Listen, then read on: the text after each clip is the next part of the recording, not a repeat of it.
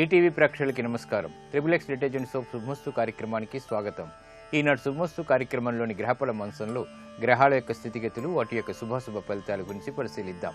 అలాగే ఈరోజు 12 రాశుల వారికి ఏ సంఖ్యలు కలిసి వస్తాయి, రంగుల యొక్క దిక్కుల యొక్క ప్రాధాన్యత, ఏ దేవతల్ని పూజించాలి, ఏ కార్యక్రమాలు ఏ రాశుల వారు చేపట్టాలి అనేటువంటి అంశాలతో పాటు ఆషాఢ మాసంలో శాకంబరి దేవి యొక్క ఆరాధన చేస్తూ ఉంటారు. మరి దీని యొక్క ప్రత్యేకత ఏమిటో ఈనాటి ఆంతర్యంలో పరిశీలిద్దాం.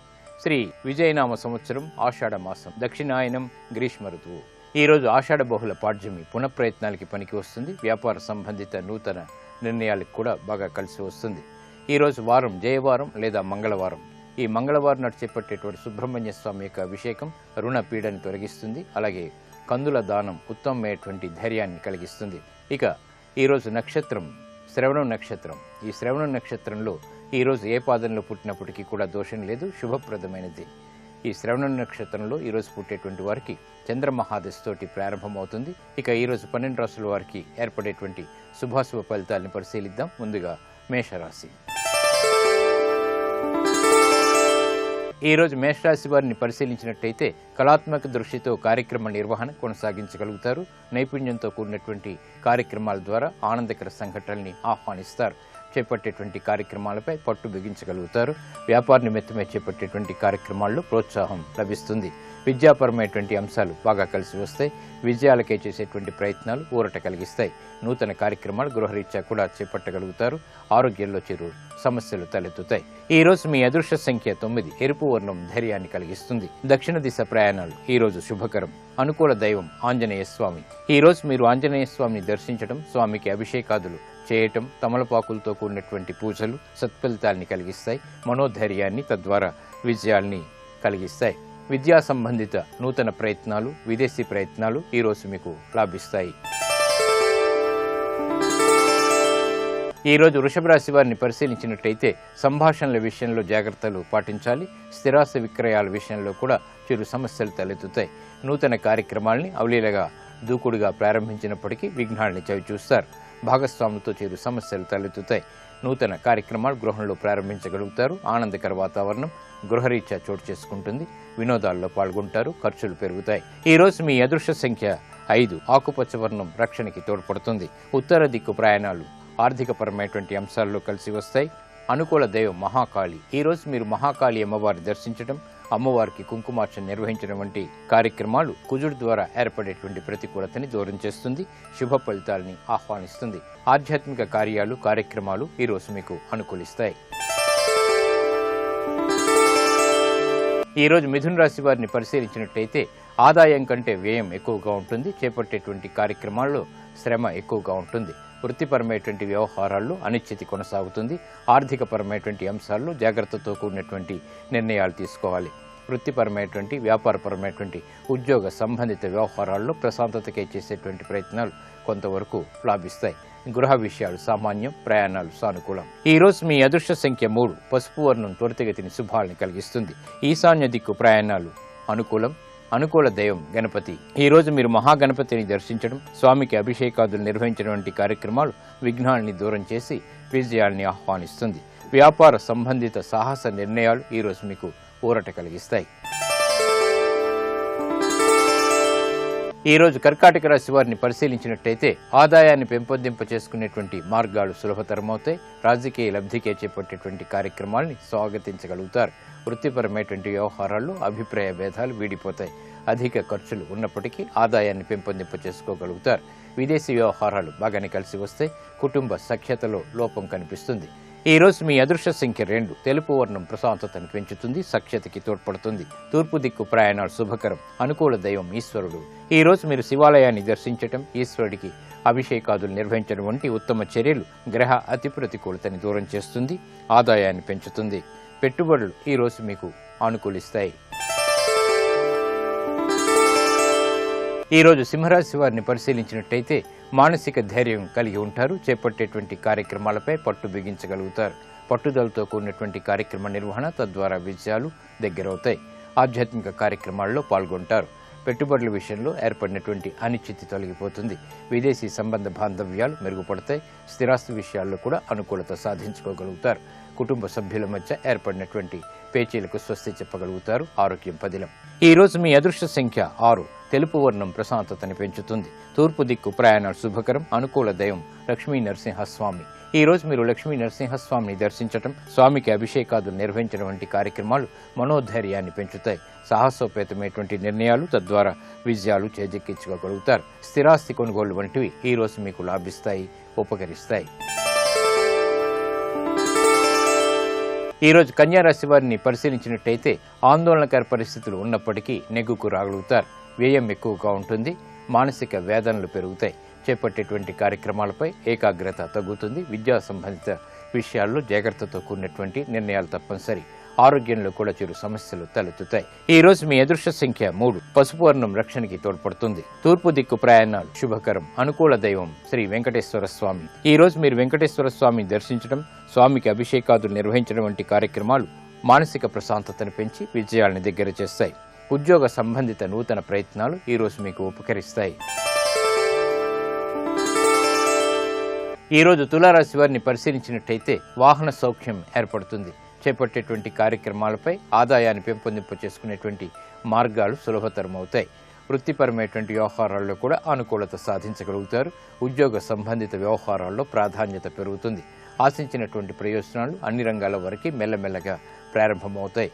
శుభ పరిణామాలు గృహంలో చోటు చేసుకుంటాయి. ఈ రోజు మీ అదృష్ట సంఖ్య 5. ఆకుపచ్చ వర్ణం రక్షణకి తోడ్పడుతుంది. ఆహ్లాదాన్ని కలిగిస్తుంది. తూర్పు దిక్కు ప్రయాణాలు శుభకరం. అనుకూల దైవం మహాకాళి. ఈ రోజు మీరు మహాకాళి అమ్మవారిని దర్శించడం, అమ్మవారికి కుంకుమార్చన నిర్వహించడం వంటి కార్యక్రమాలు ఉత్తమమైనటువంటి ఫలితాలని, విజయాల్ని తెచ్చిపెడతాయి. వ్యాపార నూతన ఒప్పందాలు ఈ రోజు మీకు లాభిస్తాయి, యోగిస్తాయి. ఈ రోజు వృశ్చిక రాశి వారిని పరిశీలించినట్టయితే శత్రువులపై విజృంభించగలుగుతారు. ఆధ్యాత్మిక కార్యక్రమాల ద్వారా ప్రశాంతత పెంపొందింప చేసుకోగలుగుతారు. వృత్తిపరమైనటువంటి వ్యవహారాల్లో ఆటంకాలు ఏర్పడినప్పటికీ నిలదొక్కునేటువంటి పరిస్థితులు కూడా తారసపడతాయి. అవమానకర సంఘటనల నుంచి బయటికి రావడానికి చేసేటువంటి ప్రయత్నాలు కూడా కలిసి వస్తాయి. ఆదాయం పెరుగుతుంది. చేపట్టేటువంటి కార్యక్రమాలపై ఏర్పడినటువంటి విముఖత నుంచి బయటికి రాగలుగుతారు. ఈ రోజు మీ అదృష్ట సంఖ్య 9. ఎరుపు వర్ణం ధైర్యాన్ని కలిగిస్తుంది. దక్షిణ దిశ ప్రయాణాలు శుభకరం. అనుకూల దైవం లక్ష్మీ నరసింహస్వామి. ఈ రోజు మీరు లక్ష్మీ నరసింహస్వామిని దర్శించడం, స్వామికి అభిషేకాదులు నిర్వహించడం వంటి కార్యక్రమాలు అష్టమ కుజ గురువుల ద్వారా ఏర్పడేటువంటి ఆకస్మిక విపత్తుల్ని దూరం చేస్తుంది. అవమానకర సంఘటనల్ని దూరం చేస్తుంది. వ్యాపార నూతన ఒప్పందాలు ఈ రోజు మీకు లాభిస్తాయి. ఆకస్మిక విజయాన్ని తెచ్చిపెడతాయి. ఈ రోజు ధనుసు రాశి వారిని పరిశీలించినట్టయితే వ్యవహారాల్లో ఏర్పడినటువంటి ప్రతికూల పరిస్థితుల్ని సవరించుకునేటువంటి అవకాశాలు దగ్గరవుతాయి. భాగస్వాములతో ఏర్పడినటువంటి పొరపాట్లను సవరించుకోగలుగుతారు. ఆదాయ మార్గాల్ని అన్వేషించగలుగుతారు. నూతన ప్రక్రియలు ఫలిస్తాయి. ఉద్యోగ సంబంధిత వ్యవహారాల్లో ప్రాధాన్యత పెరుగుతుంది. ఆశించినటువంటి ప్రయోజనాలు గృహంలో చోటు చేసుకుంటాయి. స్త్రీలు శుభవార్తలు వింటారు. వాహన సంబంధిత వ్యవహారాల్లో అనుకూలత సాధించగలుగుతారు. నూతన కార్యక్రమాలను ప్రారంభించగలుగుతారు. నూతన వస్తువుల కొనుగోలు వంటివి మంచి ఆనందాన్ని కలిగిస్తాయి. ఈ రోజు మీ అదృష్ట సంఖ్య 6. తెలుపు వర్ణం ప్రశాంతతని పెంచుతుంది. తూర్పు దిక్కు ప్రయాణాలు శుభకరం. అనుకూల దైవం సుబ్రహ్మణ్య స్వామి. ఈ రోజు మీరు సుబ్రహ్మణ్య స్వామిని దర్శించడం, స్వామికి అభిషేకాదులు నిర్వహించడం వంటి ఉత్తమ చర్యలు ఆర్థికపరమైనటువంటి అంశాల్లో అభివృద్ధిని కలిగిస్తుంది. ఆనందకర సంఘటనల్ని గృహంలో ఆహ్వానిస్తుంది.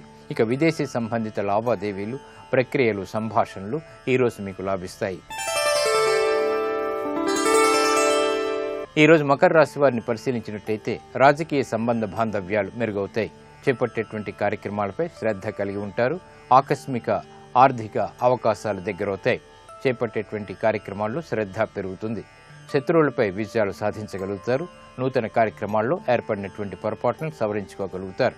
ఈ రోజు మీ అదృష్ట సంఖ్య 8. ఎరుపు వర్ణం ధైర్యాన్ని కలిగిస్తుంది. దక్షిణ దిశ ప్రయాణాలు శుభకరం. అనుకూల దైవం దక్షిణామూర్తి.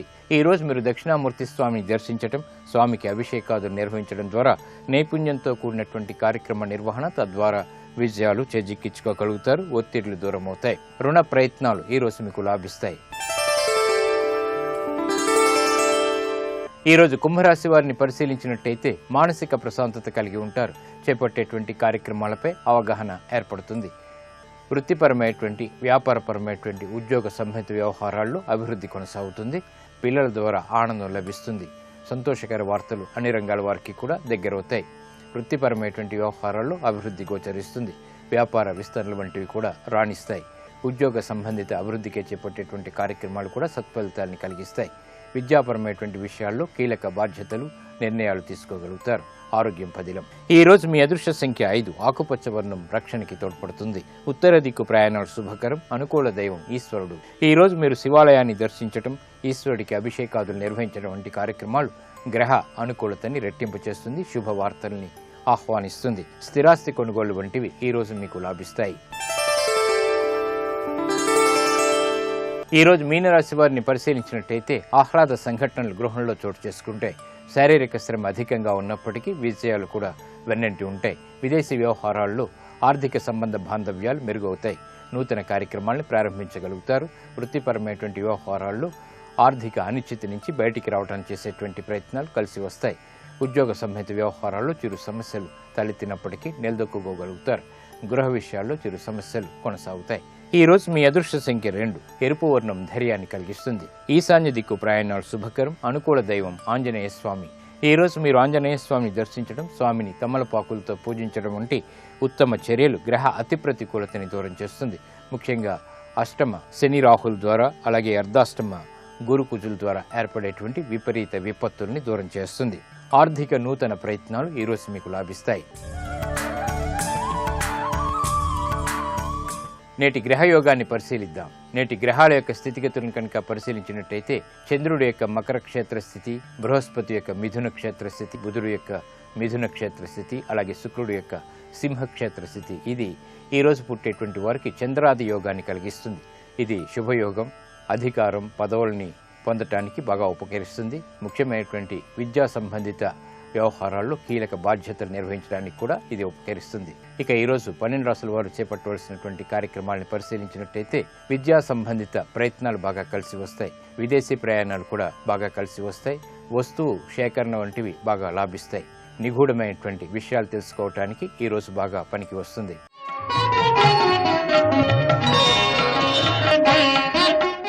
జగన్మాత అవతారాల్లో శాకంబరీదేవికి ఆషాఢ మాసంలో విశేషమైనటువంటి ప్రత్యేకత ఉంది. శాకంబరీదేవిని ఆషాఢ మాసంలో పూజించడం ద్వారా పాడి పంటలు అభివృద్ధి చెందడమే కాకుండా వర్షాల యొక్క అభివృద్ధి కూడా ఎక్కువగా ఉంటుంది. సుఖ సౌఖ్యాలు బాగా లభిస్తాయి. మరి ఈ శాకంబరీదేవిని ఆషాఢ మాసంలో ఎందుకు ఆరాధించాలి, దాని యొక్క ప్రత్యేకత ఏమిటో పరిశీలిద్దాం. హిరణ్యాక్షుడి వంశానికి చెందిన దుర్గముడు అనే రాక్షసుడు సర్వలోక వాసుల్ని వశం చేసుకోవాలని బ్రహ్మదేవుడి గురించి ఘోర తపస్సు చేస్తాడు. తపస్సును మెచ్చి బ్రహ్మదేవుడు ప్రత్యక్షమై ఏదైనా వరం కోరుకోమంటాడు. సర్వ వేదాలు, మంత్రాలు అన్నీ నా స్వాధీనం చేయండి అంటాడు ఆ రాక్షసుడు. దేవతలందరూ నా అధీనంలో ఉండేటట్లు వరం ప్రసాదించమని కోరుతాడు. బ్రహ్మదేవుడు వరం ప్రసాదించాడు. ఇంద్రాది దేవతలంతా దుర్గముడి బారి నుంచి రక్షించుకునేందుకు కొండ కోనలకు పారిపోతారు. వర్షాలు లేవు. కరువు కాటకాలు తాండవించి ఆహారం లేకుండా పోయింది. అన్ని లోకాలు కరువుతో విలవిలలాడసాగాయి. ఇలాంటి స్థితిలో ఈ పరిస్థితి నుంచి రక్షించగల సమర్థురాలు ఆదిపరాశక్తి అని భావించినటువంటి ఆ దేవతలు జగన్మాతను ప్రార్థించారు. వారి ప్రార్థనలు మన్నించినటువంటి ఆ తల్లి తన నేత్రాల నుంచి వర్షపు ధారల్ని కురిపించింది. బావులు, నదీ నదులు నీటితో పొంగి పొర్లాయి. చెట్లు, వృక్షాలు చిగురించాయి. ప్రకృతి పులకించింది. సంతోషించినటువంటి దేవతలు, మహర్షులు మరొకసారి అమ్మవారిని ప్రార్థించారు. తమకు ఆహారం ఇవ్వమని, దుర్గముడి నుంచి మంత్రాలు, వేదాలని తెచ్చి ఇవ్వమని కోరుతారు. అందుకు అంగీకరించినటువంటి ఆ తల్లి తన వద్దనున్నటువంటి కాయల్ని, పండ్లని అందరికీ ప్రసాదించి సకల లోకవాసులకి ఆఖరి బాధ నుంచి కాపాడింది. దీనితో సకల లోకవాసులు ఆమెను శాకంబరీదేవిగా కీర్తించారు. తర్వాత ఆమె దుర్గముడిపై దండెత్తి దుర్గముడిని అంతమొందించి మంత్రాలు, వేదాలతో పాటు సకల లోకవాసుల్ని రక్షించింది. అప్పటి నుంచి శాకంబరీదేవిగా అమ్మవారిని అలంకరించి పూజించడం సాంప్రదాయం. శాకంబరీదేవిగా అమ్మవారిని అలంకరించి పూజించడం వల్ల వర్షాలు సమృద్ధిగా కురిసి పంటలు బాగా పండుతాయి. అమ్మవారిని అర్చించడం వల్ల అన్నపానాదులకు లోటు ఉండదు. శాకంబరీదేవిగా అలంకరించి పూజించేటువంటి ఉత్సవాలు ఆషాఢ మాసంలో నిర్వహిస్తారు. జ్యేష్ఠ మాసంలో శుక్ల పక్ష పూర్ణిమ, ఏరువాక పూర్ణిమ వ్యవసాయ ప్రారంభ కాలం కనుక ఆషాఢ మాసంలో శాకంబరీదేవిని, ఆ చల్లని తల్లిని పూజించడం వల్ల వర్షాలు బాగా పడి పంటలు బాగా పండుతాయనే నమ్మకం ఆషాఢంలో పూజలు చేయటం వెనుక దాగి ఉన్నటువంటి ఆంతరార్థం. మన రాష్ట్రంలోని విజయవాడ కనకదుర్గ అమ్మవారికి, వరంగల్ భద్రకాళి అమ్మవారికి ఆషాఢ మాసంలో శాకంబరీదేవి ఉత్సవాల్ని నిర్వహిస్తారు. తద్వారా ప్రజలందరికీ కూడా సుఖశాంతులు లభిస్తాయి. ఇవి ఈనాటి శుభమస్తు కార్యక్రమంలోని గ్రహఫల మంచంలోని విశేషాలు.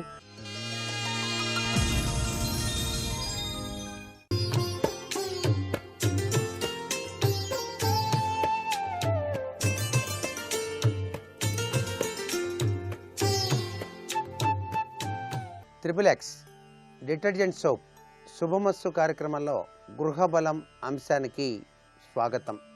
గృహ నిర్మాణానికి అదృష్ట దురదృష్టాలకు ఉన్నటువంటి సంబంధాన్ని తెలియజేసేదే వాస్తుశాస్త్రం అని మన మహర్షులు తెలియజేశారు. మానవ జీవితంపై గ్రహాల యొక్క ప్రభావం అత్యధిక శాతం పనిచేస్తూ ఉన్నప్పటికీ దైవ చింతనతో జీవితాన్ని గడుపుతూ ఉన్నటువంటి వ్యక్తులకు, ధర్మాన్ని తప్పకుండా పాటించేటువంటి వ్యక్తులకు వాస్తుశాస్త్రరీత్యా దోషాలు ఉన్నప్పటికీ కూడా అవి అంతగా పనిచేయకపోయినా దైవ చింతన లోపించి ఉన్నటువంటి వ్యక్తుల జీవితాలలో గ్రహచార గతులు గనక సరిగా లేకపోతే వాస్తు కూడా పామై కాటేస్తుంది అనే విషయాన్ని మర్చిపోకూడదు.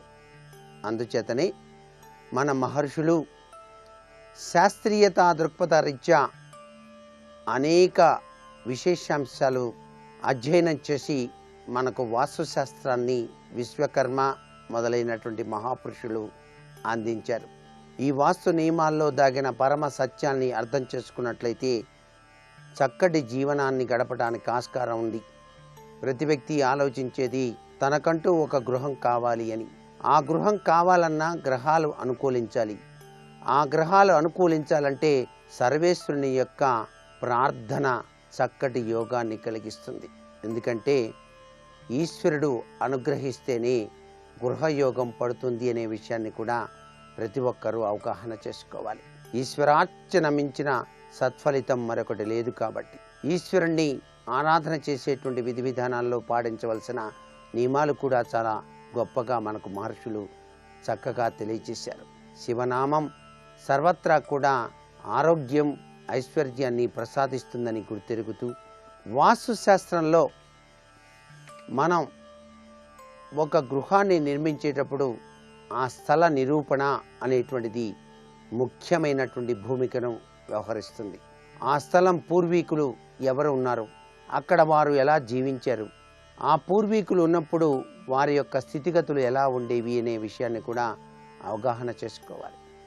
అంతేకాకుండా ఒక స్థలంలో వాస్తు దోషం ఏ విధంగా ఉన్నదో కూడా గ్రహించాల్సిన పరిస్థితి ఉంటుంది. ఆ స్థలంలో ఉన్నటువంటి శకలాల యొక్క ప్రభావం, అంతేకాకుండా ఆ స్థలంలో పూడ్చిపెట్టినటువంటి వివిధ రకాలైన జంతువుల కళేపరాల యొక్క ప్రభావం ఆ గృహంపై ఎంతగానో పనిచేస్తుంది. ప్రకృతి బీభత్స వాతావరణ రీత్యా కొట్టుకుపోయినటువంటి స్థలాలు మరలా ఆ ప్రకృతి కరుణించినప్పుడు మామూలు భూములుగా మారినప్పుడు, ఆ స్థలాల్ని గనక కొనుగోలు చేసినప్పుడు ఆ భూమి లోపల ఉన్నటువంటి ఆ యొక్క అపశృతులను మాత్రం తప్పనిసరిగా గ్రహించి తీరి తరువాతనే నిర్మాణాది కార్యక్రమాలకు ఉపక్రమించాలి తప్ప వచ్చేసింది భూమి కొనేశాం కట్టేస్తాం అంటే మాత్రం చాలా విపత్కర పరిస్థితుల్ని గురి కావలసి వస్తుంది. ఒక స్థలం ఈ యొక్క వ్యక్తికి బాగా సరిపోతుందా లేదా అనేది కూడా ఆ స్థలంలోకి ఆ వ్యక్తి ప్రవేశించగానే తెలిసిపోతుంది. ఆ వ్యక్తి స్థలంలోకి ప్రవేశించగానే తెలియకుండా శరీరంలో ఒక విధమైనటువంటి గగురుపాటు కానీ లేక ఒక విధమైనటువంటి జిల సంబంధమైనటువంటి లక్షణాలు కానీ వచ్చినట్లయితే ఆ స్థలంలో తప్పనిసరిగా భూమి లోపల నిగూఢవంతమైనటువంటి దుష్కర్మలున్నాయి అని గ్రహించాలి. అందుచేతనే వాస్తు శాస్త్రం తెలిసినటువంటి వ్యక్తులను ఆ స్థలంలోకి కనుక తీసుకుని వెళ్ళినట్లయితే వారు వారి యొక్క ఉపాసనా బలంతో చక్కగా స్థలాన్ని, దాని యొక్క ప్రభావాన్ని అంచనా వేసి చెప్పడానికి ఆస్కారం ఉంటుంది. కొన్ని చోట్ల శ్మశాన భూముల్ని సైతం కూడాను మట్టి తోలించి చక్కగా చూడటానికి అందంగా తయారు చేసి అమ్మేటువంటి గుణాలు ప్రస్తుత నాగరిక ప్రపంచంలో చోటు చేసుకున్నాయి. ఇది ఎంతవరకు వాస్తుశాస్త్రంలో మంచి యోగాన్ని కలిగిస్తుందో ఒక్కసారి ఆలోచించండి. అటువంటి స్థలాన్ని కొనుగోలు చేసినప్పుడు మనిషి పడేటువంటి ఆవేదన, బాధ అంతా ఇంత కాదు. అలాగే ఒక భూమిని అలా ఉన్నప్పుడు, ఆ భూమి పూర్వం వ్యవసాయం చేసేదిగా ఉన్నప్పుడు, ఆ వ్యవసాయ భూమిలో పెద్ద బావి తీసినప్పుడు ఆ బావిని పూడ్చేసి ప్లాట్స్గా మార్చి అమ్మేటువంటి వ్యాపారస్తులు ఈ విషయాన్ని చెప్పకుండా ఆ యొక్క నుయ్యి యొక్క ప్రభావం భూగర్భంలో ఉన్నప్పుడు ఆ వ్యక్తి గనక ఆ స్థలాన్ని గనక కొనుగోలు చేసినప్పుడు అతడు అనుభవించేటువంటి చిత్ర బాధ వర్ణనాతీతం. ఇది వాస్తురీత్యా పరమదోషం. భూములు కొనుగోలు చేసేటువంటి విషయంలోనూ, భూమిని పరిశీలించేటువంటి విషయంలోనూ చాలా నిగూఢంగా పరిశీలించాల్సిన విషయం ఎంతైనా వాస్తుశాస్త్రరీత్యా ఉన్నది.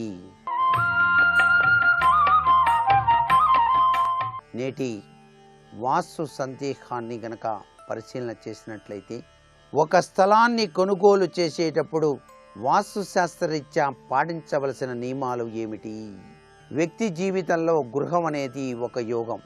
ఆ గృహం కట్టడానికి, స్థలాన్ని కొనుగోలు చేయటానికి బయలుదేరే ముందుగా ఆ స్థల పరిశీలనలో మీరు ఆ స్థలాన్ని చక్కగా దున్నించి దానిలో గనక నవధాన్యాలు గనక చల్లినట్లయితే 7 రోజుల లోపల గనక అవి మొలకెత్తకపోతే ఆ స్థలం మీకు దురదృష్టాన్ని ప్రసాదిస్తుంది సుమా. మరికొన్ని ముఖ్య విషయాలు మర్నాడు చెప్పుకుందామా? మరి సర్వే జనా సుఖినో భవంతు.